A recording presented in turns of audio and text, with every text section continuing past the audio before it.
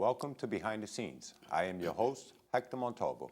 This show is dedicated to asking tough questions for you, the viewers. We bring you their responses, and we let you decide. Joining us here today at our MCTV studios as we continue the segment to meet the candidates who are running for the First Essex District Senate seat. Joining us here today, Mr. Shaun Toohey. Mr. Toohey, welcome to the show. Welcome. Thank you, Hector. Mr. Toohey, let me start by asking you, who is Shaun Toohey? Well, to give you some background, I was born actually in Methuen, and I grew up in the Tower Hill neighborhood of Lawrence. I happen to be the youngest of five. My mother, Eleanor Panisi, my father, William Toohey. We started there many years ago, and it's a great opportunity. It was a great opportunity where I grew up in the Tower Hill section. I currently live in Haverhill right now with my wife, Tatum Ryan, with my wonderful two children, Delaney and Jack. You sound like a regular person. What is a regular day like for a person like Shaun Toohey? Well, professionally, I currently serve on the Haverhill School Committee as well as the Whittier Votech Committee as well. I'm self-employed. I'm also a mortgage banker. So with those, professionally, I stay very busy.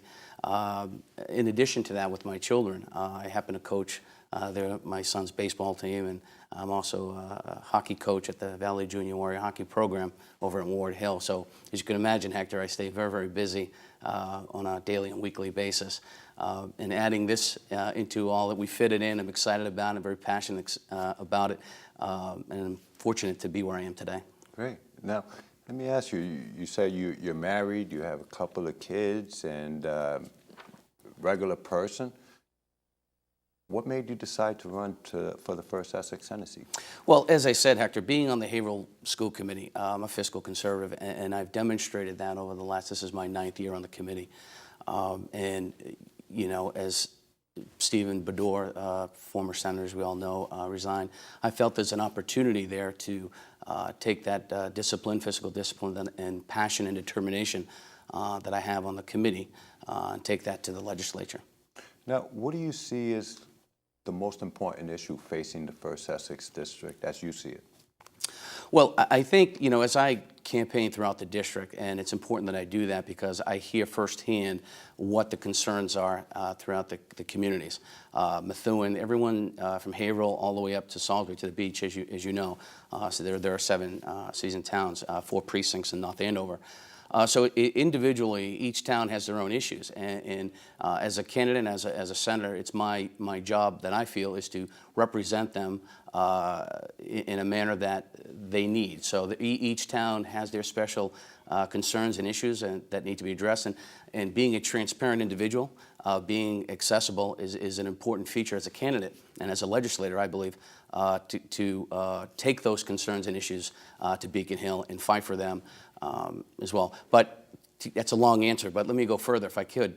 The biggest thing I hear mostly, Hector, is that the wasteful spending and the fiscal irresponsibility in some cases we know.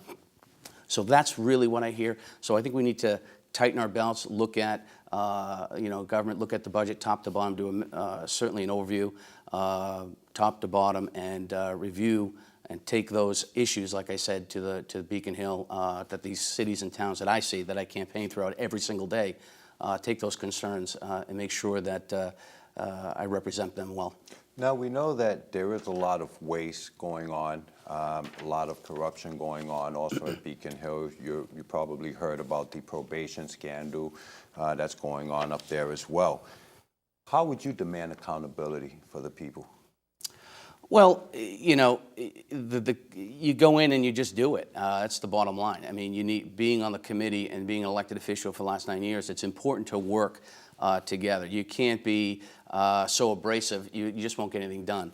To me, the biggest issue that I see here is there's a lack of balance in the legislature. There are, out of the 40 members in the Senate, there are only 4 Republicans. Now, it's okay to have, if the Commonwealth wants Democratic leadership, I get that to some degree.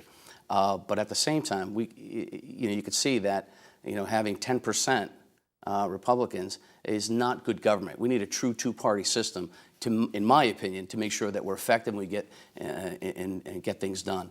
So that's how I think that it will get done. But you need that person, an individual, that has the passion, determination, and commitment without being abrasive to get it done. I possess those skills and characteristics, and I look forward to serving the people of the First Essex District. What do you think would be your first piece of legislation if you were to get elected? Well, I'd like to, go back to, I think small businesses really, we need to create an economic climate that makes sense. I think you're going to probably hear this a lot, but I really believe that. I'm a small business owner myself, and most, the economy as a whole across the country is made up a majority of small businesses. So we need to create a climate, taxes, reduce the tax burden, sales tax, for example, especially bordering our friends to the north, I think is a big, big issue. And we need to seriously take a look at that to provide the resources and climate for businesses to thrive in this area. So that's something that I would work on in addition to tackling the wasteful spending that I think, and we all talk about, the EBT scandals and fraud issues and listening to the governor vetoing certain items. I'm proud that a Republican, I believe Representative out of Taunton, really brought this forward, and she's to be commended for it. And I applaud her in her efforts, and I look forward to reaching across and speaking to her in addition once I get there. But those are the kinds of things that need to happen, immediately. Now, you mentioned the governor. He did veto the welfare reform bill in regards to the EBT. Do you think he did the right thing? No, we need to go further. I mean, it's very, very simple. I can give you a story. It's just, let me just take a step back, because what I see is I can't name the store, but in Haverhill, I'll give you an example where I live. It's a convenience store. It is to me, some people, not all, and we're talking about abuse and fraud. We're not talking about the people that really are disciplined and using it correctly. But when you can go to a convenience store and not maybe buy items that are that on the EBT card, but yet turn around 10 feet behind you, there's an ATM machine, swipe the card, grab the money, and start buying those items that we feel are inappropriate or shouldn't be used for. Those are the things that I have a real big problem with, and there needs to be a mechanism, and there needs to be further restrictions as we go forward. There's no question about it. Now, do you believe the Founding Fathers had intended to have career politicians, as it's written in the Constitution? Well, you're asking my opinion on what I believe. Yes. I can't, I think if you're doing a good job, I think if you're getting, maybe the root of your question is more towards maybe term limits, things of that nature, Hector, and I appreciate your question. It's hard because, think of it this way. One side, you have people that are upset about it, they're working for themselves. I'm not that way. But in addition, if I'm a member and I'm fortunate to be elected in the next several months, past my primary going to the general, the last Republican that served is well over 40 years ago. So I worked very, very hard to get there to create more balance. And if you have term limits, and you have to start all over again. And I don't think that's fair. I mean, I think of the democracy that we have. It's a great country. I love this country very much. And I think the elections, if you're doing a good job, you stay. If you're not doing a good job, you vote them out. Now, that's my position. Now, you're not an attorney, correct? I am not. Okay, you do have some opponents in this race that are attorneys. Sure.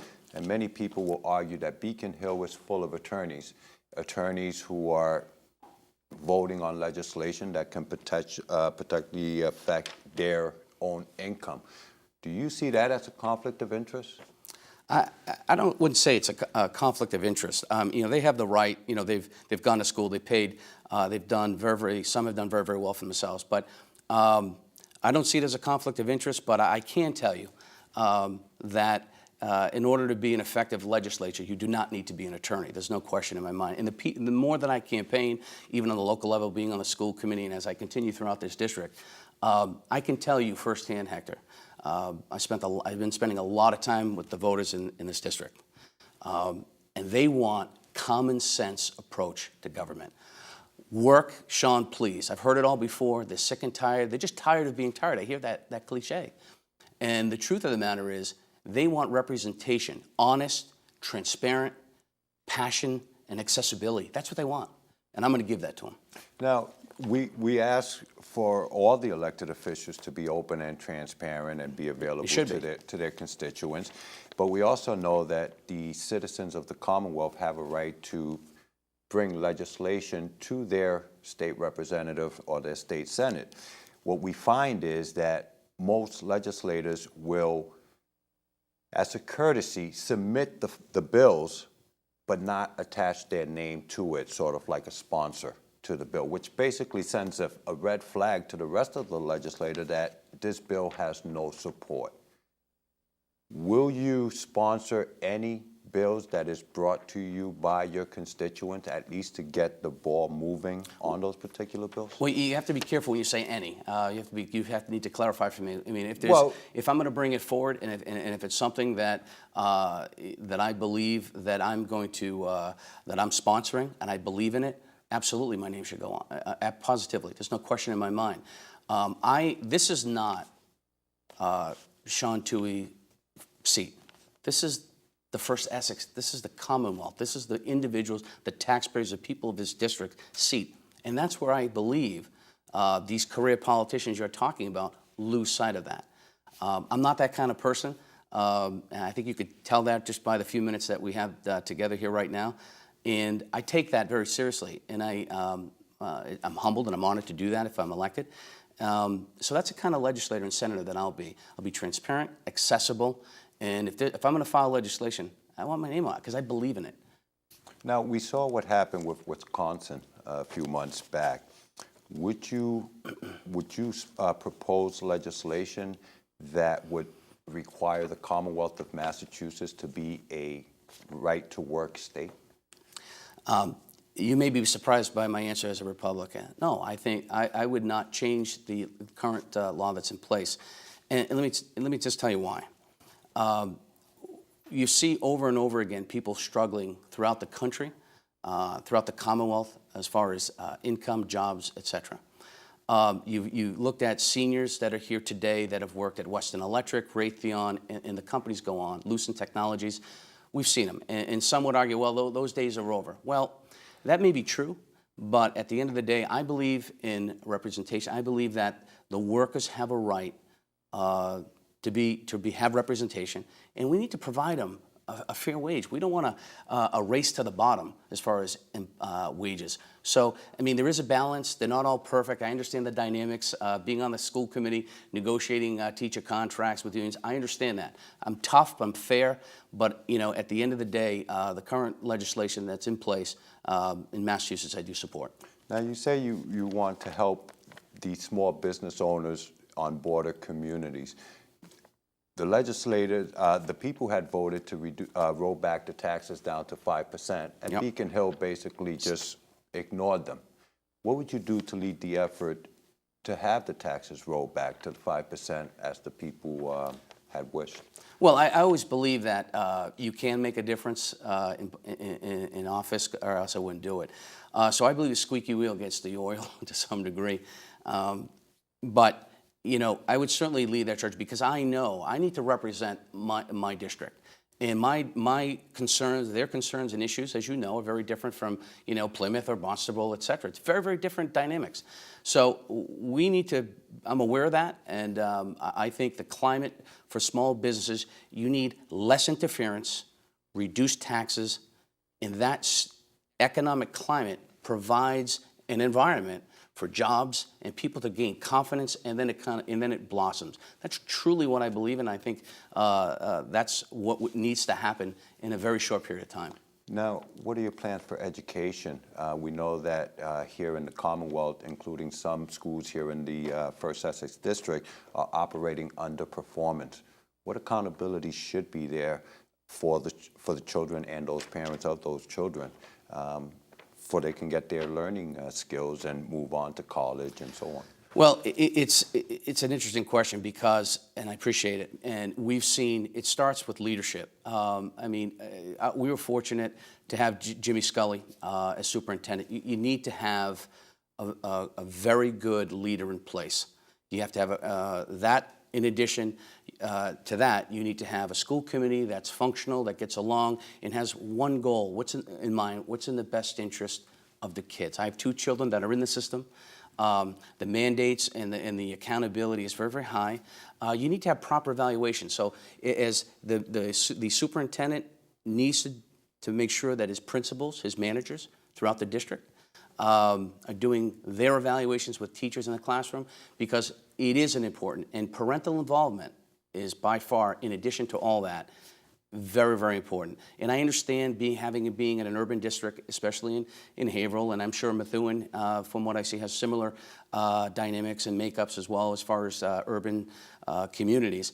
You need to do that. So the answer to your question is you need to have parental involvement. You have to have the right leader in place with the superintendent. It's very, very important that you do that, because without that consistency and continuity at that level, everything breaks down, because it usually takes 5 to 7 years to turn a district around. So if you don't have the consistency, and a superintendent has an initiative with curriculum or what have you, you have a problem.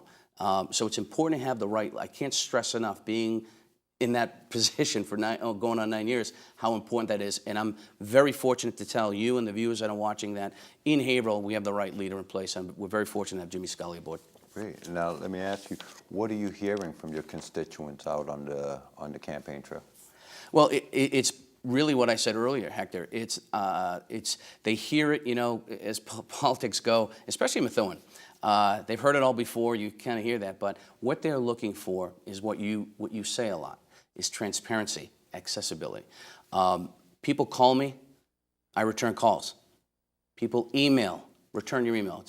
As simple as that sounds, I think you and I both know there's probably individuals in this race and probably down in Beacon Hill that we can probably name for quite a while that don't do that. And they're discouraged. They're not being heard.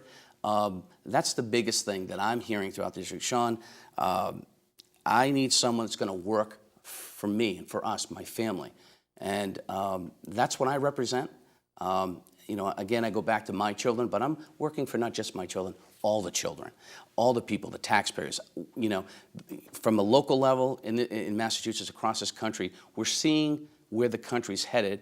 And I hate to bring in the federal side of it, but I think this country is heading in the right. You can't spend your way out, so I'm hopeful that we can get that under control.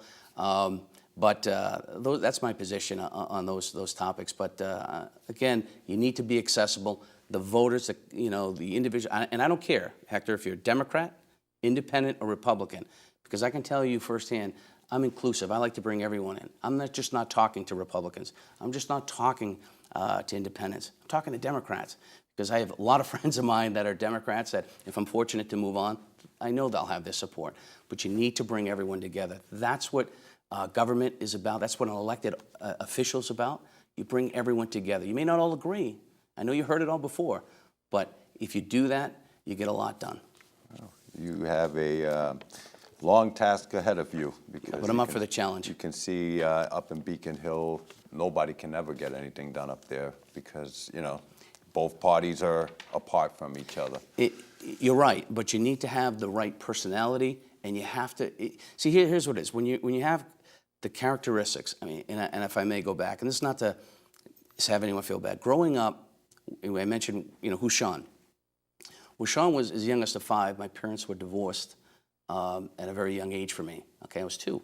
My mother worked very, very hard. So those characteristics that my mother instilled in me. I used to see her go to work. We were fortunate enough the kids to play with each other, as you can imagine back in those days. These days, forget it. But back then, we were able to do that. We're out and about playing baseball or hockey, doing those kinds of fun things.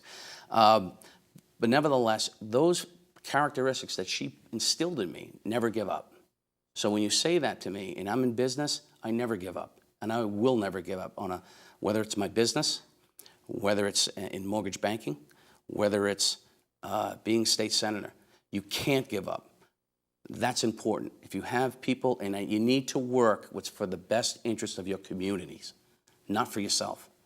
And I can't say it any more candid than that, because I think you may have individuals, not only in this race, but across the Commonwealth, that just don't get that. Now, we talked about the holding accountability for schools that are running under performance. Should the Commonwealth of Massachusetts in the high school level be able to offer vocational training? I know we have vocational schools, but should the high school be able to take the charge for vocational schools so the children have a trade if they don't get to go to college or something like that? It's a great question because there's a collaboration right now that we have. I serve on two committees. I serve on the Haverhill School Committee as well as the Whittier VOTEC. We appoint the members to that body, and I serve on that. The short answer is yes, we should be doing that, and we are doing that, and I'd like to see more do that.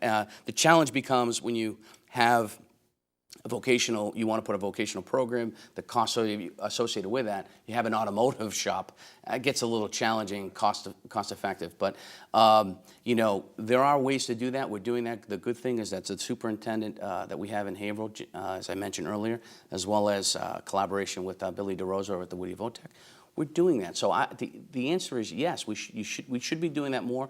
I'd like to see that more. I'm a graduate of Greater Lawrence Vocational Technical High School out of Andover, and I think the gentleman that's operating the camera here tonight is a graduate as well. So, I mean, I think you're in pretty good presence here tonight, but absolutely, there's no question about it. Now, what is a day like after your whole entire day is done, you come home?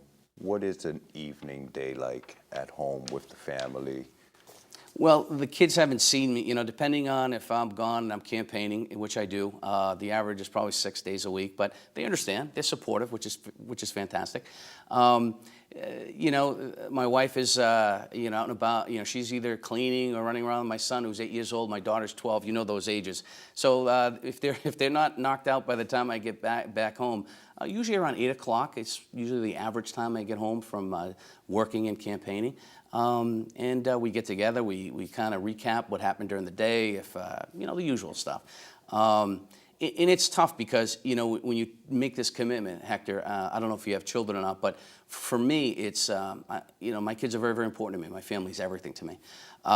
And to see them for that limited time, and you start feeling, you get those guilty feelings, but you know what the ultimate cause and goal is, and they get that, and I appreciate my wife and my kids' understanding. But we just kind of wind down, play. If we go on the computer, or if he's playing a couple of games on his Xbox or whatever the case may be, whatever he wants, we do, and then we kind of fall asleep together. That's how we wind down. Now you're a broker. You mentioned you're a broker. You're also on the school committee.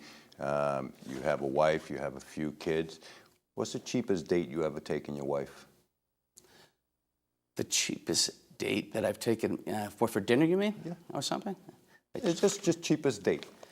That's an interesting question, Hector. I would probably say, off the top of my head, recently would probably be a trip. The kids, if we go to the beach and grab some pizza and an ice cream or something like that. That would probably be and I love the beach. I'm a beach guy. I spent my summers up in Seabrook, but they love it as well. But that's probably the cheapest. I can get out of it pretty cheap with some pizza and an ice cream. Nice. Let me get back to the political side of it. We've seen that the government has bailed out the MBTA. We spent so much money on different projects and so on.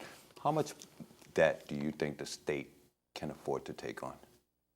Well, it's hard answering that question without really, analyzing the budget. But you really need to go back to everything. Once I'll be looking at top to bottom review of the entire budget, and I believe in FY13 the budget that was passed about $32.5 billion. We already talked about the other waste in certain Department of Transitional Assistance. So they spend about $400 million a year in that department alone, which is a lot of money. So you need to go back, look at everything, take a look at it, and because those savings, if you come in and really, and you can do it. You can't say you can't give up, and I'll never give up. We go back to that.